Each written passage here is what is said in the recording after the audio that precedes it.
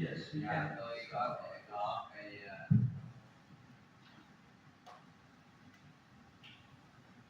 Okay, same vision. So, what I'm going to do, bệnh nhân với các anh chị đây. I have got the same X-ray here. Dạ tôi có cùng cái bệnh nhân với các anh chị đây. So, I don't want to complicate the process. Chúng tôi không muốn làm phức tạp cái quá trình. I just want to explain to you as to whatever you have done this robotics now, it can be purely digital in nature. Dạ thì là những gì mà các chị đang làm bây giờ cũng là đã nắm được cái bản chất của cây phép đo đầu. Yeah, and I have got this. For that, we need a software. Tôi có cái phần software này, phần mềm này. The software, and the software should be well tested and it should be very accurate. Dạ và cái phần mềm này nó đã được là kiểm định tốt và nó rất là chính xác. Otherwise, you won't get accurate assessments. And if you don't get accurate assessment, then your diagnosis is wrong, your treatment plan is wrong. Dạ, cho nên nếu như mà nó không có chính xác thì các cái phân tích của chúng ta không chính xác thì chẩn đoán của chúng ta cũng không chính xác. So I got this Latin set in a program called THUient Ultimate. Dạ, thì ở đây là tôi có cái lateral set này đây, có phim đầu bên này đây. And that's a Slovenia-based software. Đây là một cái software được phát triển ở cái nước đó là Slovenia, châu Âu. And it is they have put they have got a lot of European fund to develop second generation artificial intelligence in this software for more accuracy.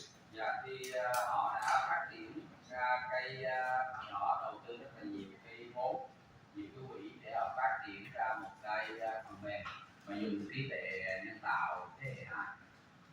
So I will just so we get a lot of patient data here, and I selected one of them, which is just for the purpose of demonstration.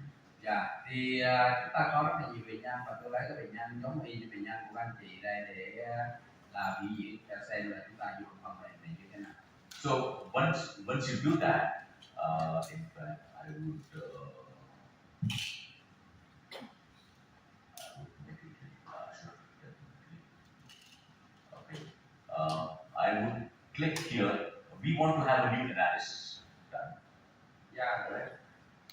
So I click new analysis. Nhấn vào đây. Okay. Once you see new analysis, then Thì anh này nhấn vào một cái gọi là new analysis, tức là một phân tích mới. So you get one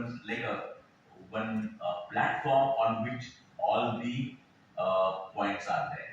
Dạ chúng ta có một cái platform mà trên cái platform đó là cái tấm mờ mờ mình vừa chỉ nhận ra để nó gồm hết tất cả các cái điểm mà mình cần biết. Yeah. So and then you will have the you don't know much about it, but you have the different types of analysis here. Whole list of analysis. There are hundreds of analysis available. So, but we do only our class. We do what I have been doing in my clinical practice, and it serves the very good purpose to assess the patient in all three grades of steps. Dạ thì ở đây thì các anh chị chưa biết được nhiều á, tức là có rất là nhiều phân tích khác nhau. Ở đây cái thanh mà thầy chỉ đó, nó đang có nhiều phân tích khác nhau mà mình có thể chọn phân tích. Và khi chọn phân tích đó thì nó sẽ cần những cái điểm nào thì những cái điểm đó xuất hiện trên cái platform. Yeah, and then there are certain other different softwares which will give you specific area, but they will not cover what we want. They will have to use many different types of analysis. Thì có những cái phân tích khác, những phần mềm khác, có những phân tích mình sẽ không có cho tất cả những gì mình muốn có, cho nên mình muốn thì phải dùng nhiều phân tích khác nhau. Yeah. So before we go, now that we selected the one type of analysis, and then for example, I selected ABO, American Board of Orthodontics analysis, and then I'll have to go ahead with the calibration. Cho nên tôi chọn cái phân tích mà theo yêu cầu của là APO đó, tức là cái hội đồng chuyên khoa về chuyển nha của và thầy sau đó thầy thấy cái màu đỏ nó đang nổi lên là chỉ cho mình là cần phải làm tiếp màu đỏ, chúng ta sẽ vô cái calibration là để chỉ đỡ chuẩn hóa chỉ đỡ. So calibration is like we are telling the computer, okay, we need to define the distance between 2 points and tell the computer this is the distance between 2 points is this much. So accordingly, the computer will eliminate all the magnification of it. Dạ, thì cái định cỡ này là như vậy, nó giống như là mình nói với lại cái máy tính á, là khoảng cách giữa hai điểm trường này là 1 mm hay là 1 cm, tức là cho biết cái trường này là bao nhiêu, để sau này khi mà đo cái gì thì đối chiếu với cái định cỡ của chúng ta thì nó sẽ nói ra là bao nhiêu cái So calibration for a little bit magnify this image. Và để làm cái định cỡ calibration thì tôi phóng đại And we need the scale. Và tôi cần cái thước này là cái thước mà trên cái trán của bệnh nhân đó, cái thước trong cái máy squat. We can do a little larger the scale. Okay, so this is 10, 20, and 30 and 40. Okay, so I will click the button calibration. Và chúng ta sẽ làm cái calibration. And we get we need to pick up the points on the X-ray ruler. Và chúng ta sẽ lấy các cái điểm ở trên cái thước squat. And distance in millimeters in the foot. So I put it from here. Là chấm một điểm. Điểm đầu tiên thì chỉ chấm cái là nổi ra cái con. Và điểm thứ hai là thầy đang phải kéo điểm. So I click the wrong button. So I just làm calibrate. làm calibration. Đây điểm thứ nhất là mình chấm đây. And put it from here till Và cái điểm thứ hai say till here. 45, chỉ muốn thì làm 40 hay là 45 tùy. Còn càng dài là càng chính xác. I can put here Hôm nay cũng làm 40. 40 from 40. here.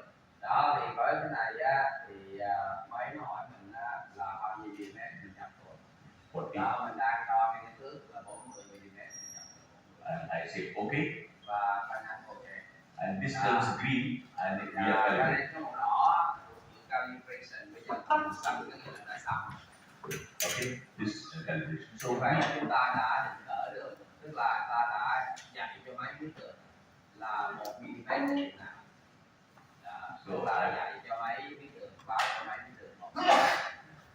So I will just show you now. So Và bây giờ tôi cho chia sẻ. there are different methods of Chúng tracing ta this. có rất là nhiều cái phương pháp. So there is in this one, not everything has got. It has got automatic tracing. Chúng ta có thể dùng cái chức năng là tracing tự động. Or it has a sequential tracing. Hay là tracing tuần tự. Tracing theo thứ tự là hết điểm này qua điểm kia.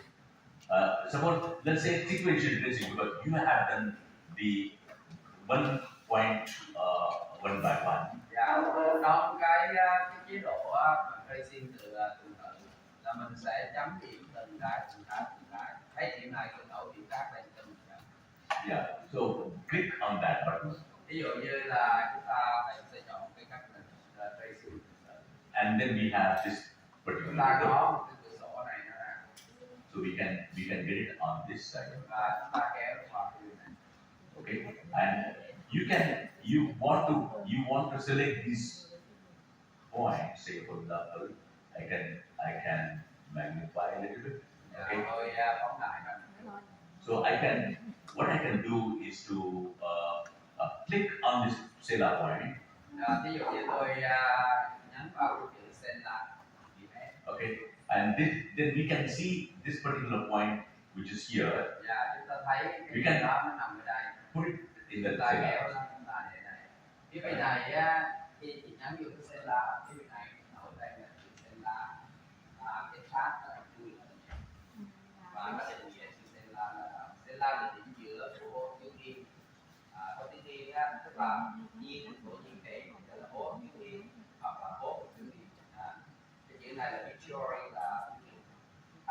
siêu nó cũng là như được chỉ cho chúng ta đó, thì chúng ta sẽ đặc biệt là nếu anh chị không nhớ thì đó thì chỉ viết việc này đó. Ok. Or you can even get element if you want element Chúng ta thích info. lại điểm nào đó được. Element info you can have a separate window. Hoặc là chúng ta có nhấn vô cái là info, cái thông tin về điện. Đó, thì element info là các cái thông tin về các cái điện thoại. So thì nó sẽ hiện ra một cái sổ riêng ở đó. the point is highlighted here, and the definition is also given. Nên cái định nghĩa nằm ở dưới. So you đã có sẵn như này, còn chỉ muốn có một cái sổ riêng cho đó. you click on Nasion, Chúng ta nhấn vô ra xong. and the Nasion point also điểm ra xong nó nổi lên màu đỏ. you want to put it on this side. Để đặt cái bên này. Okay. Đó, điểm ra xong nó chỉ ở đó. And Nasion, you know where it is. Sẽ kéo nó điểm ra xong. And put the point Nasion. Chúng ta kéo để đó. Then we put a polygon. Sau đó chúng ta dùng cái điểm polygon thì That's the polygon, and you put it on polygon. Thầy dùng polygon máy. You put an orbital. Orbital. That's the orbital. Nếu orbital là orbital. And you have the point. Or you take articulate. Là làm cái điểm articulate. So Articulate là hồi nãy mình mới cái nhớ đó, ở dưới của tâm xương hướng chấm với lại cái về sau của mình. So suppose this point we are not taken. So we can actually read this point here, and you can see where the point is. Là nơi điểm là giao điểm của cái phần lưng của cái mổn articularis mandibulae, của cái mổn khớp của xương hàm dưới và cái xương tay dục. We have the posterior nasal spine. Thì đây Then we have anterior nasal spine. chúng ta có cái anh này. The point is highlighted here. Thì cái điểm đó được highlight. Then we have point A. Chúng ta có điểm A. Or then we have point B. Rồi đến điểm B. Điểm ở nội nhâm. Then we have Pogonium. Điểm vô của nhâm, điểm vô nhâm. Pogonium is here. Then we have menton. Menton, điểm thấp nhất. That's the menton point. Alright. Then we have the TGO-ABO. TGO-ABO là cái điểm này là theo ABO này. Đó là điểm vô nhâm mà là tiếp tuyến xây dựng. So it's a specific area in this particular analysis. Một số cái phân tích người ta dùng các cái điểm vô nhâm tiếp tuyến. So you just have to put it on that point. Ta sẽ để nó And NTABO đó là cái tiếp tuyến phía sau của cành này. so you get attached to this. Yes. Then tangent to Đây là đường M là lower part. ABO. Đó là cái điểm của cây mặt phẳng mà tiếp tuyến với bờ dưới của xương hàm dưới theo ABO.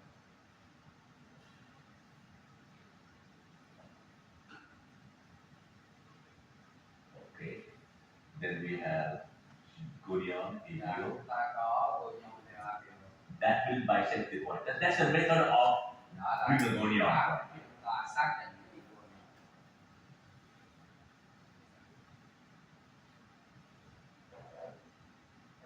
That's the Gurion. Okay. Then mandibular notch.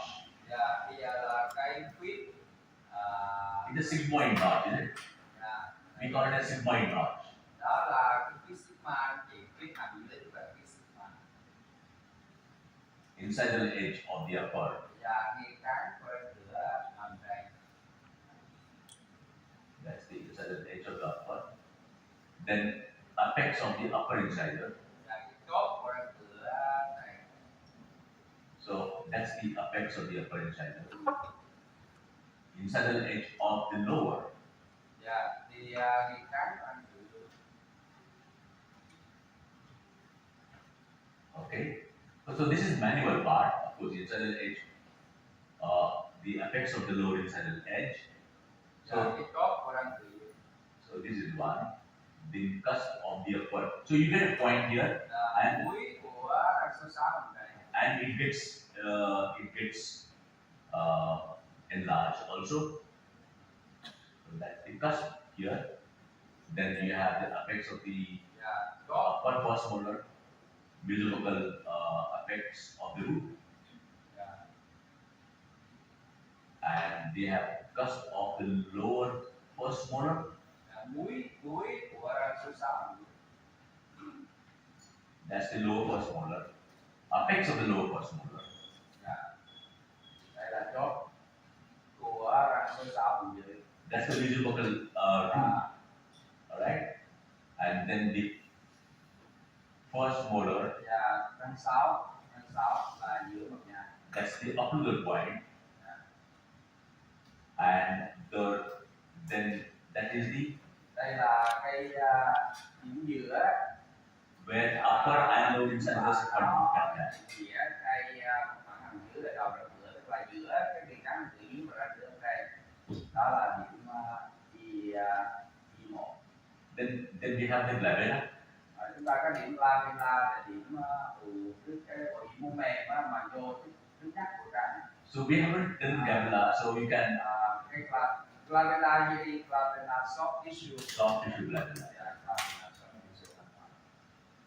Okay, so the most prominent. Đó là điểm vô nhắc của cái phần trước của cái mặt phẳng giữa dọc giữa ở trên trán của ngang lúc với lại cái L của nó thì. Alright, so that's the definition also given here. Then you have the soft tissue nasia. Có cái điểm này dòng mô mềm.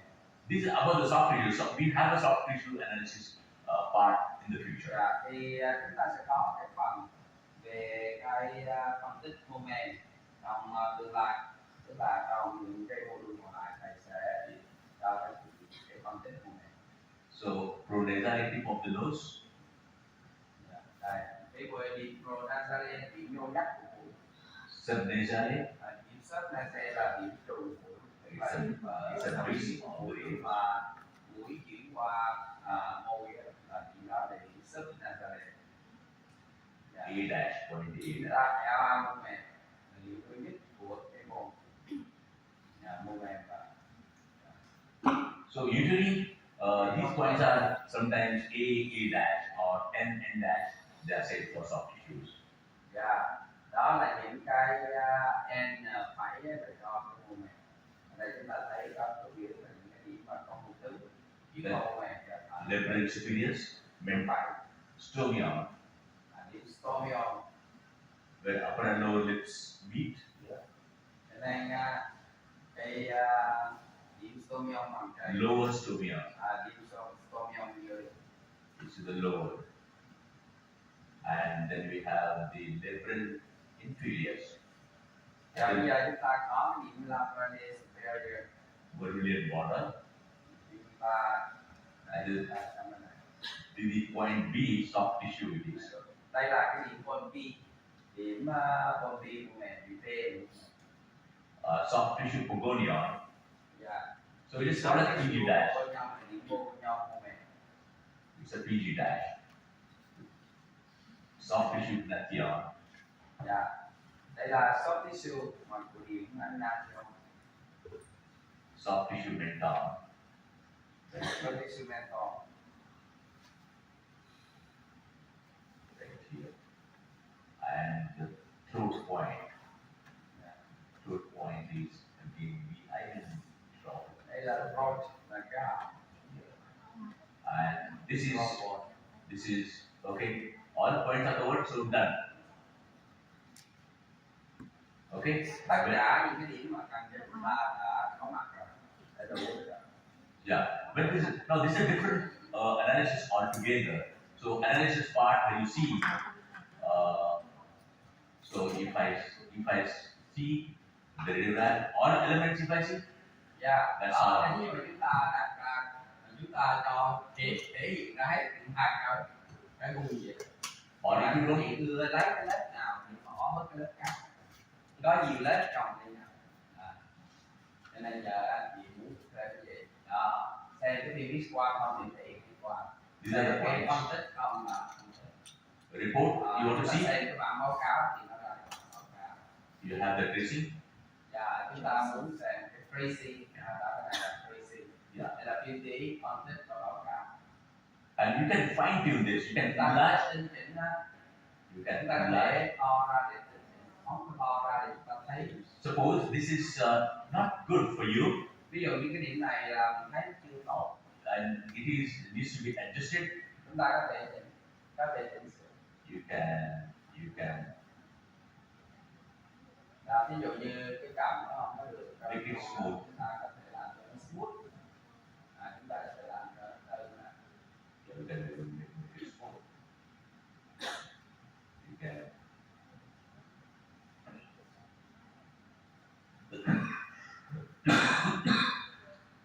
Sorry.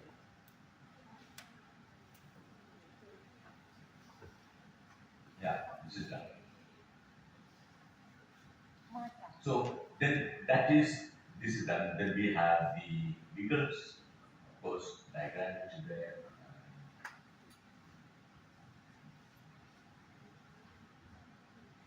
We have all the values, right? chúng ta Graphic, có tất cả các giá trị. graphic representation. You don't want that, or you want to have the all elements. You want to have everything is there. Và thì nếu tất cả các cái element thì nó là như vậy.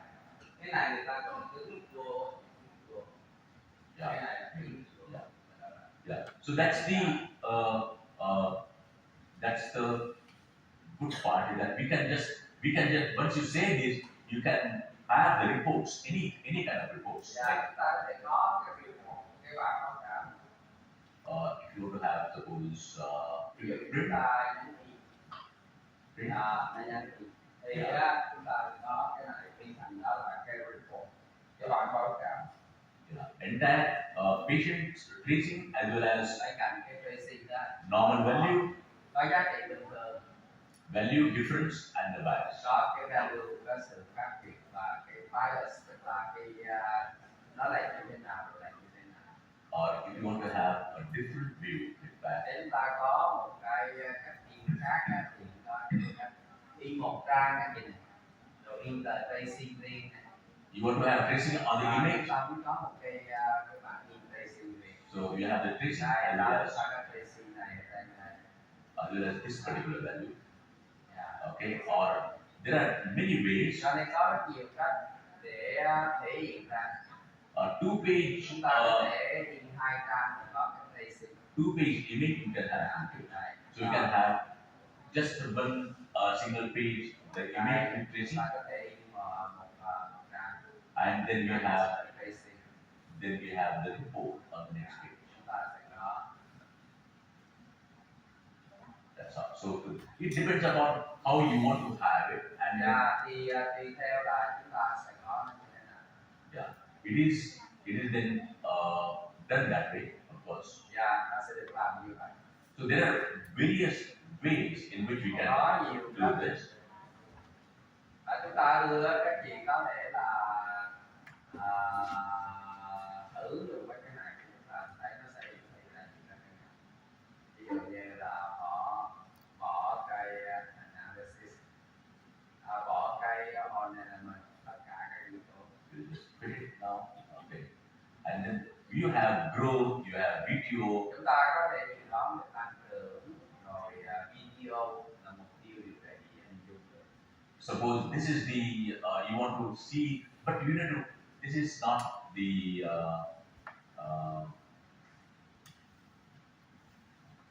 we will do it with the automatic one when you do this, you know. In this, in the growth, if the patient is say 12 years, you are starting the treatment at the age of 12, and you want to know how the patient is going to grow over a period of next 2 Ví years. dụ như là mình ta có bệnh nhân đang tăng trưởng, rồi mình vẽ ra cái này, muốn biết cái trong trong 2 năm nữa bệnh nhân tăng trưởng cái nào thì mình nhấn vô cái chức năng ngay dự báo tăng trưởng, nó sẽ vẽ ra chúng ta là cái hình mà theo sự tăng trưởng của bệnh nhân này. Ok. Yeah. So if suppose Ví dụ như đây thầy bắt đầu làm cái năng tăng trưởng này the growth and yes, automatic. thì làm tự động ha. Continue Yeah. with this. Thì bây giờ đợi vẽ tự động cái tracing. So that's the it separately will trace do the tracing automatically. Và nó sẽ vẽ cái tracing cái tự động. Probably we have to wait for a couple of seconds. Và chúng ta sẽ chờ vài giây cho nó đang làm. Okay.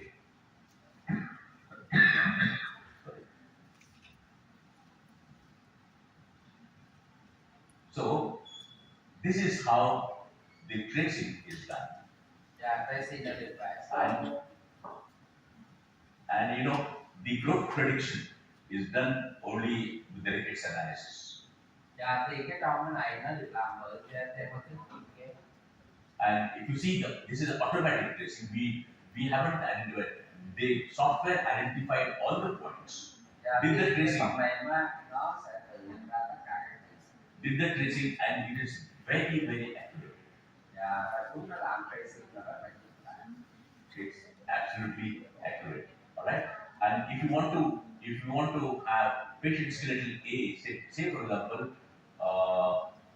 14. Và ví dụ như bệnh nhân là 14 And suppose tuổi xưa là 14 or I can say 10, suppose. 10 bây giờ thầy It has to accept the written age. And this is 14.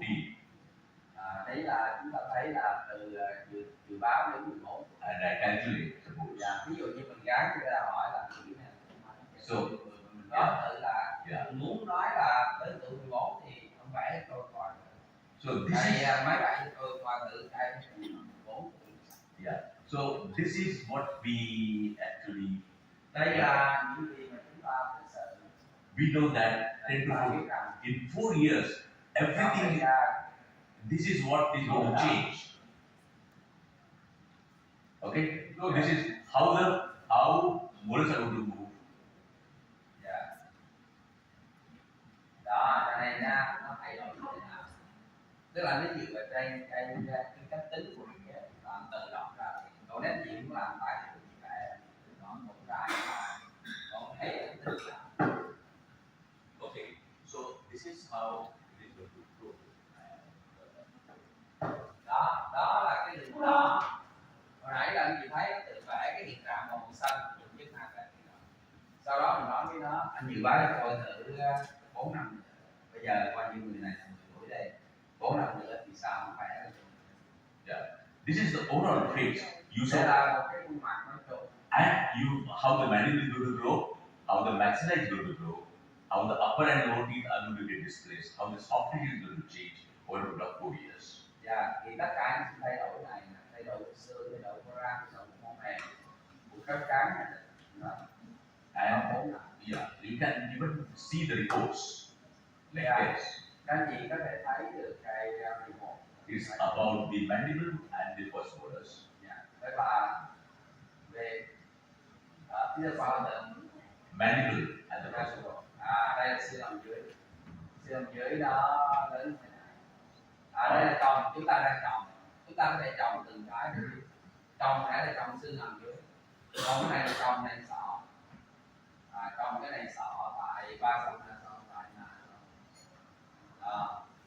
Cái trồng này để mình biết được là chúng ta đi như thế nào. Để biết xương đây nó thay đổi như thế nào. Xương đây đi xuống.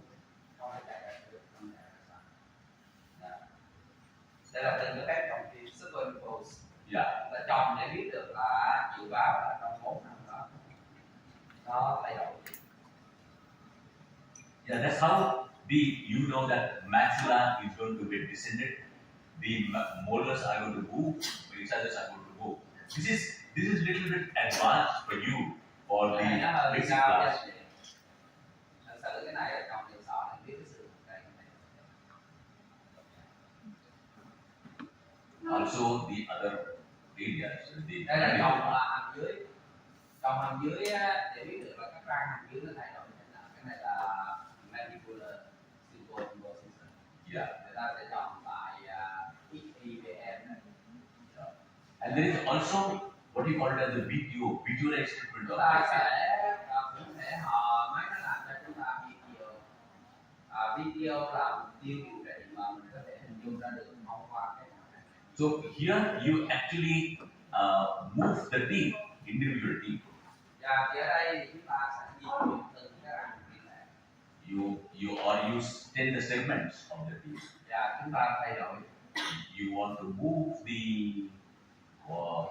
move the maxilla and dentition forward. Và chúng ta sẽ di chuyển cái hàm trên, hàm dưới để thay đổi. Or reduce it to some extent. Thì chúng ta giảm nó thì cái mô sẽ thay đổi. Or you want to move the Chúng ta có thể di chuyển this particular molar, chúng ta di chuyển cái răng cổ này, visualize or distalize, chúng ta di chuyển về phía gần hay là phía xa, and we hit exactly how much do these visualize millimeters, how much is it uprighted, and what is going to be the impact on the facial profile. Thì chúng ta sẽ làm những cái sự di chuyển của từng cái thành phần đó và nó sẽ thay đổi thế nào đi profile. This is also useful for the surgical correction. In fact, orthodontic surgeries.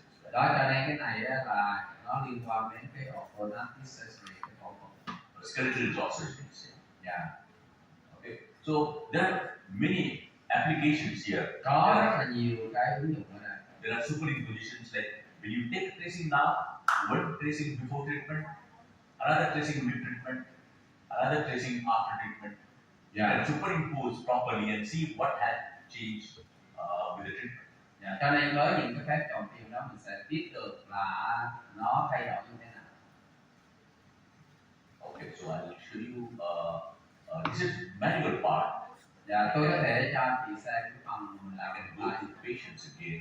tôi đi vào cái bệnh nhân. So these are different patients. So choose. Do you want to save changes? No, I don't. Nó muốn thay đổi được không? Okay, I can. Or I can do it on the same patient in fact. Tôi có thể làm cùng bệnh nhân. Same patient, and I will do the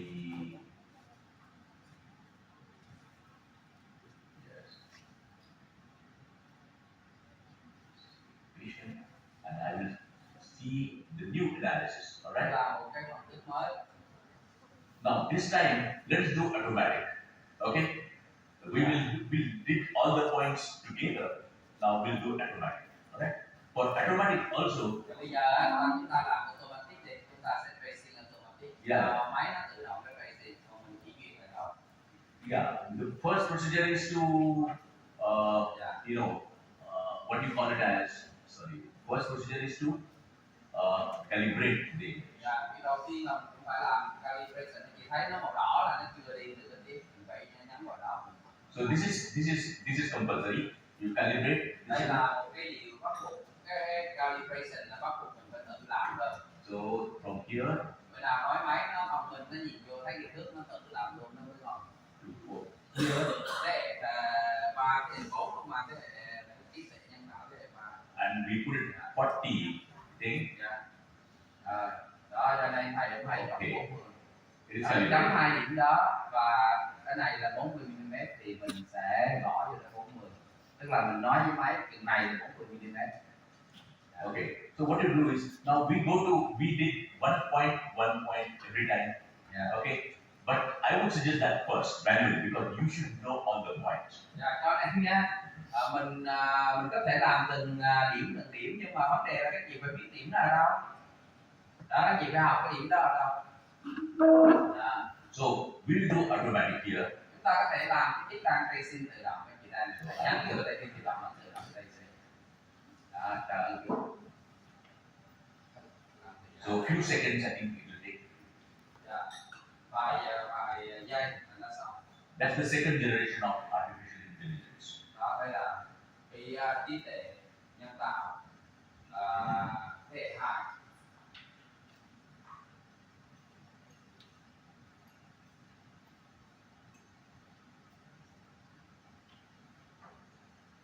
Okay, so it's saying that tracing was made automatically. Please review and result and do changes. Bởi vì nó nhảy ra câu hỏi là cái tracing đã được làm từ I said- anh review lại kết quả và làm sự thay đổi cho cái tracing để mình biết. Mình nhấn OK. I said okay. Đó thì nó sẽ tracing. All points are positioned properly. Tất cả các cái điểm nó đã được chấm. So the important thing is sometimes if the machine goes wrong, maybe it makes sense for you to check them quickly. Các chị có thể là kiểm tra nhanh và thử là máy chấm có đúng không? It will take 2 minutes. Dạ, nó thì tốn khoảng 2 phút để làm. Alright, so it will take 2 minutes. You can visualize that. Dạ, chúng ta sẽ hình dung là cái điểm nào sai. And you can check whether you can see all the elements posed. You can Chúng ta có thể see xem tất cả các element. or you can just see the report. Chỉ xem cái report thôi. All the elements. Bỏ tất cả element. So we have the tracing that is done. So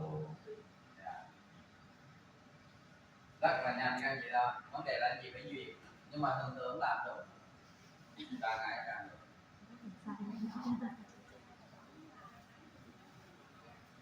Còn nó là lấy podium về mẫu. yeah. Okay. So this is how the things are. Then you can do the growth. Ta có thể Growth làm report, cái video, and everything. mọi thứ. Yeah. So it is pretty useful, but I would initially suggest that you should do manually. You should be first expert in identifying the landmarks, because then only you will be able to do minor corrections in this. Suppose the line is little off of the anatomic landmark, not the point. Sometimes the tracing, you can modify a little, you can make it more accurate, and that probably will take 1 or 2 minutes more, and you can save that. Thì thầy khuyên là các chị nên làm theo chế độ là vẽ bằng tay. Vẽ bằng tay để mình viết được các điều chỉnh chấm từng điểm hoặc là điều chỉnh nó chưa được điều chỉnh. Thì sau này mình làm tự động mình thấy cái điểm nào mình chưa làm được thì chưa đúng thì mình chỉnh. Thì lúc đó mình phải chỉnh. Mà trước đó mình đã luyện bằng tay rồi thì mình sẽ chỉnh lại nó đúng. Thế nên nó tốt. Okay. Yeah. So that's it. Anyways, I think usually what I do is for all classes, I usually tell the company that we should get the students some period, some lessons to practice on. Yeah. So once the tracing is done, you can then try for a short time, maybe 1 month or 2 months or 3 months, whatever it is. You can try on this particular software if you don't wish. Anyways, what we usually do is we will usually we don't get involved into this, because when it comes to company, everything, there are some financial things involved. So we are here only for the scientific interactions. But if the students get benefited out of that, they get to use the software for free for some time. And then when you get into practice, and if you want to get in touch with them and they want to buy anything, they will definitely give a lot of discounts for the students here. Yeah. So that is the arrangement between them, and they will contact you directly, and you can take your call. Thì thầy cũng có như với mọi lớp thông thường là có giới thiệu theo các anh chị là để liên hệ với cái hãng, họ có thể cho mình cái bản điện tử. Thì sau khi mình thử một vài tháng mà nếu mình thích thì mình mua mình dùng một công thì thôi. Thì thầy chỉ quan tâm đến khía cạnh khoa học của cái phần này thôi. Còn viết tài chính thầy không biết, cái chuyện đó là các anh chị cứ làm việc cho. Có gì đó được không? The name of the software is THUient. Dạ, thì cái tên của cái phần này là THUient. Yeah. Are there any queries? Any Có cái câu hỏi nào không ạ? Có câu hỏi nào?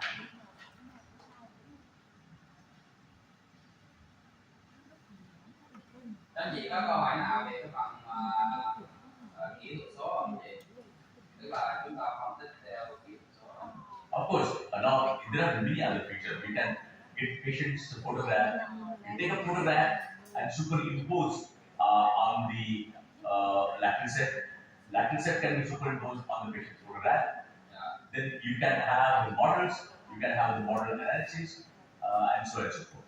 Dạ, cho nên you can have The patient's lateral set superimposed on patient's photograph. dạ, chúng ta có thể trồng luôn cái này.